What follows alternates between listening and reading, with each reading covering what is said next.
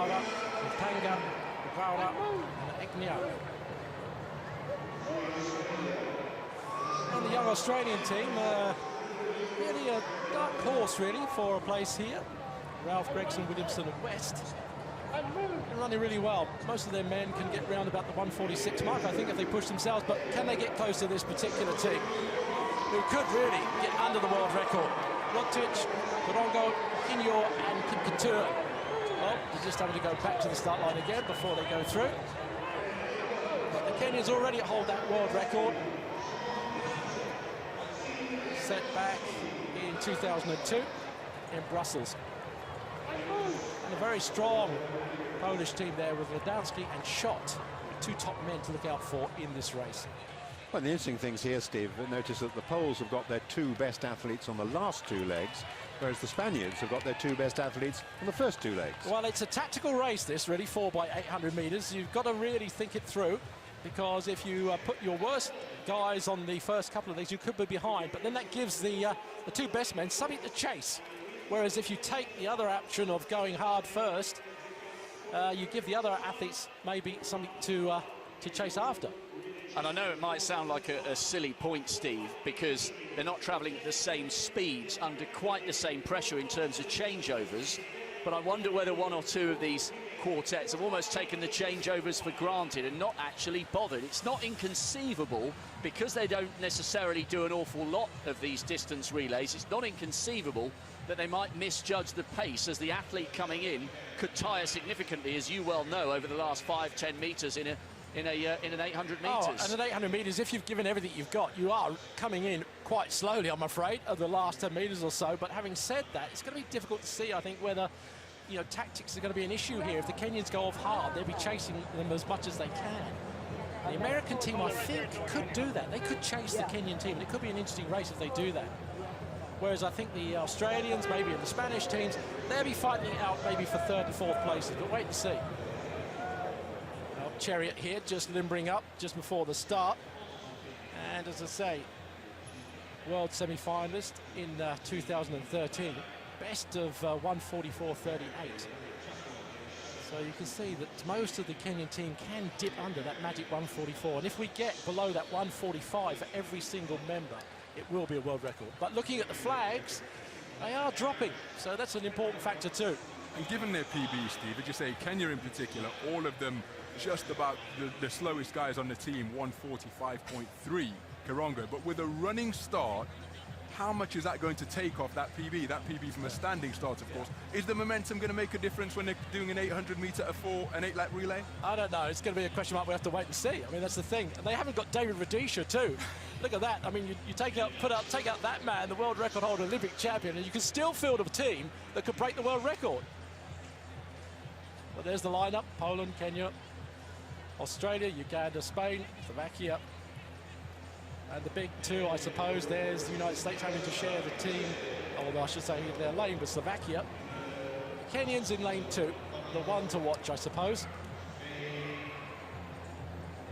As we said, the lead there going for them, 144 man. Let's just wait and see what sort of tactics they're going to produce. Are they going to go off hard? There is a bonus of $50,000 if they do break that world record. That's got to be an incentive, hasn't it? It surely has, I believe, and I think the Kenyans have got a good man with Ferguson Roglic, Chariot, to do just that on the first leg for them. He really emerged on the world scene last year, and I think he's one of those guys who like to go out hard. So this, the first final of the IAF World Relays. It's the men's 800 metres, and left almost on his blocks at the start there was the Ugandan. And it is indeed the Kenyan Chariot who's showing strongly right on the outside. The United States are all led off by Michael Rutt, but the Kenyan has, as I thought he might do, he's showing his intentions here by going straight into the lead. Now the Spaniard Lopez is normally a man who hangs back. How will he run it? He's on the inside there in the red and gold colours of Spain, but he's back in 4th place. It's the American Rutt who's now coming up to chase Chariot. It'll be fascinating to see how fast the first lap is. Steve Ovett. He's going off hard, isn't he?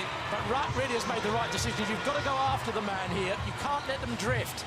Because if you do that, they're going to get a big gap, and that's going to be comfort zone for the Kenyans. They love that sort of thing. They like to be put in a position where there's no pressure. Let's look at the time. He's gone through in a 51.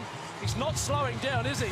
No, this is just the pace that's needed for something very special. Okay, he's out on his own. Will the whole of the rest of the Kenyan team be out on their own? Can any of the other nations claw it back? We know the Poles have got two very good men at the last ones, Lewandowski and Schott, but will they be anywhere in contention? It's Chariot for Kenya with just 200 meters of this first lap to go.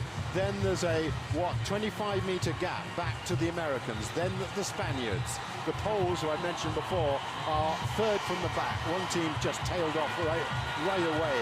It's the Kenyans really firing away here. Lopez of Spain has run really well. He's come through past Ruck into second place.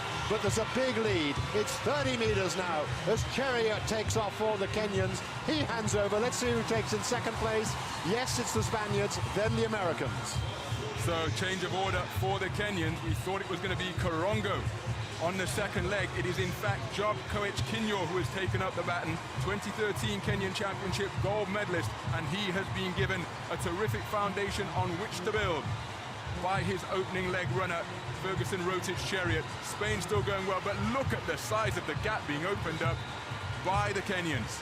And as Job Kinyor makes his way round the top of the bend, I was watching the clock.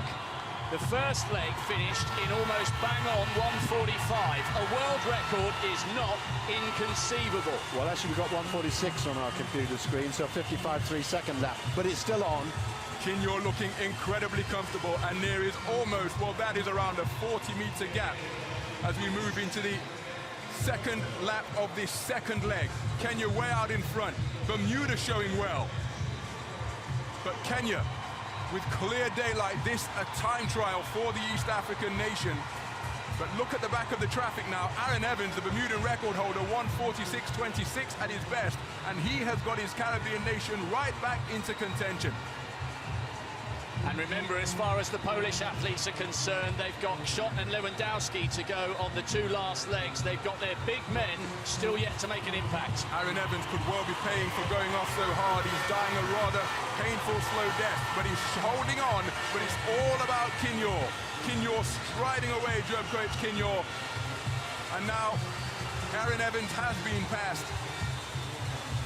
But as we approach the change to second to third, Karongo away for Kenya. USA in second place. Johnson has it for them. 1:45.7, that second leg by Kinyor. So Karongo heading out down the back straight. Brilliant effort by the team from Bermuda to try and stay in the mix. The Polish quartet have got a lot to do.